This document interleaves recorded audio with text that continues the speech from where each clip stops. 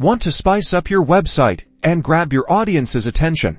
Let's dive into creating eye-catching banners in Adobe Dreamweaver. First, open up Adobe Dreamweaver and select New Document. You'll want to choose HTML under the Document Type section, then click Create. Now, let's establish the dimensions. Banners come in different sizes, so determine what dimensions work best for your website. For example, we'll focus on a standard rectangular banner. To begin, locate the Insert tab, and from there, choose the Image option. This will open a file selection window. Browse your computer and select your desired image for the banner backdrop. Click Open. Once you have your image, Dreamweaver adds it into your document. You can modify the properties of the image using the Properties panel. This will allow you to adjust things like the image width and height, adding alternate text, and changing the source if necessary. Remember to always add out text for accessibility. Dreamweaver's design view allows us to add text boxes and even shapes, so we customize the image further. Use the text tool to add your promotional message.